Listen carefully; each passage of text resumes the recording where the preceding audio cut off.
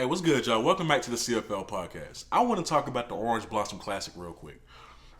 I came across this video about, I think it was on the WXTL channel, some news station in Tallahassee, and they were talking about FAMU's quarterback situation and how they have multiple quarterbacks who could see the field in the Orange Blossom Classic. How they had three quarterbacks who are being prepared to see the field in the Orange Blossom Classic versus Jackson State. And if that is true, if y'all have not named a quarterback yet, if y'all don't know if those three guys are still splitting reps for the first team offense, that is a huge problem. And I'm going to tell you right now, if that's the case, I ain't worried a lick. I'm not worried a lick about y'all, about FAMU. I'm not worried about my bet on JSU winning the Orange Blossom Classic. I'm not. And I'm going to tell you why. We're going to go over the pros and cons of a two-quarterback system, because I don't think they're going to use three quarterbacks, as Coach Willie Simmons said that they're preparing to do. I'm just saying we just going to go over the pros and cons of a two-quarterback set, because I really think it's down to Rashawn McKay, obviously, and I think I forgot the other one's name, but those, just two of those guys. So, without further ado, let's get into it, all right? Now, Coach Willie Simmons did say that they'll announce a starter closer to game day. But you less than a week away. My God, you are less than a week away. Your offense need to know who they going into battle with. I'll say that now, and even if Jackson State lose, I'll defend that statement. I'll give you props. I'll give FAMU props. I'll say I was wrong and everything like that. I do work that night, so I'll make that video that next day, an apology video to FAMU. But, y'all, I'm just not confident at all. Your offense needs to know who's leading them into battle. That quarterback position is important. The quarterback position is so important for this reason. This is why I don't think it's going to work, right? I'm going to go over the cons first, because there's only two pros. I'm going to go over the cons first. Number one, confidence is so important in a young quarterback's development, okay? If I constantly got to worry about whoever is behind, like if I'm Rashawn McKay and I got to worry about who's behind me, coming in and taking my job after I throw a bad throw or I just make one bad play, if I gotta constantly look over my shoulder, how can I be fully invested in Jackson State? How can I fully be into the Orange Blossom Classic if I always have to worry about, not only in the game but in practice, somebody behind my back ready to take my job as soon as I mess up? You need to give your quarterback a chance to grow some. You just have to, all right? On top of that, your O-line, your running backs, and your receivers, they all need to know your tendencies as a quarterback. They need to know the QB's tendencies, okay?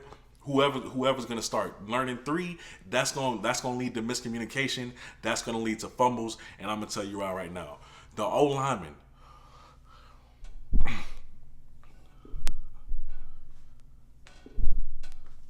The O-lineman. Y'all, they need to know leg raises. They need to know cadences. Okay, receivers need to know when to cut off their brakes to get to the ball, because they know, okay, it's pressure coming. I need to get out of my break a little bit earlier so because I know Rashawn's gonna get this ball off quick and I need to be there to catch it. Those type of things need to be there, okay? For a running back, the reason why you see those boring handoff drills worked on so much is because repetition is important, especially for a quarterback. So if y'all are going through a practice and you're practicing that handoff with multiple quarterbacks, and then you get into a game, that's going to cause miscommunication. If I'm a running back and I'm used to getting these carries from Rashawn McKay and I'm used to him putting it in a certain spot in my body on a veer option play, not to say they're going to run it, or just any kind of handoff play, and then another QB comes in and he puts it up here instead of Rashawn McKay putting it down here, your muscle memory is going to kick in and your hands are going to automatically be down here waiting for the ball as if Rashawn McKay is giving it to you, when in fact the QB2 is giving it to you, and now boom, that's a fumble. I mean, and back to the O-line, where you don't know every QB has a different kind of cadence. It's unique. Some is very quick, some is long. Some like to give dummy signals and everything like that. So as a lineman, if you're so used to Rashawn McKay's and then another guy comes in and you're not really familiar with his because you haven't worked on the reps with him a lot. That is going to lead to some penalties. It's going to lead to some offside penalties and everything like that. And you know those kind of penalties are drive killers. Okay, they're momentum killers. They're drive killers. FAMU needs to get that together, and I'm genuinely worried about that because even though I'm not rooting for FAMU, I want to see a good game. Okay, I don't want to see a blowout. I never want to see a blowout. I want to see a good game and an entertaining game. Even though I'm going for Jackson State, I want to be able to get on here and say, if FAMU wins, that hey, that was an amazing game by FAMU. Xavier Smith showed out. You know, Rashawn McKay or whoever's going to be at quarterback, they balled out. I want to be able to say that. I want to be able to say that. Now, as I was saying, the last time that a two quarterback set was successful in Division I college football was in 2007. 2007. Between Matt Flynn and Ryan Hallelujah, I think that's how you pronounce his last name. Matt Flynn and another guy. And they beat Ohio State, 38 to 24, I think, in 2007. That was the last time that a two quarterback set has been successful in college football. And there's a reason for that. There's a reason for that. If FAMU goes out into the Orange Blossom Classic this Sunday and they run a two quarterback set, it is going to be rhythm loss after rhythm loss after rhythm loss. As a quarterback, it is important to develop rhythm. As an offense, it is important to develop a certain kind of rhythm. There's a reason why. Like I said, it just all goes back to muscle memory. You feel me? Mental and muscle. It all goes back to memory. You have to have those little things memorized. It's important. Football is about the little things. It's about the little things. So if I got Rashawn McKay coming in and he's leading the drive and he's getting momentum going and he has a successful drive and you know he scores a touchdown or whatever like that, and then you put another quarterback in, I mean, bruh, now you just lost momentum that Jackson State can potentially get. It's just not smart to me. It's going to lead to poor exchanges, as I said before. It's going to lead to turnovers. It's going to lead to penalties. And it's going to lead to miscommunication. And honestly, I'm just not confident in FAMU. I'm very confident in their defense. Let me say that. Their secondary, I'm really confident in them. Offense, not at all. Not at all. If this is true and you don't know who your QB1 is, I'm just not confident at all. And if you come out there in a two quarterback set, boy, it's over with. It's over with. Now, y'all can come in the comments so y'all can tell me how I'm wrong. Oh, you just hating on FAMU. You a JSU homer. You love JSU, blah, blah, blah.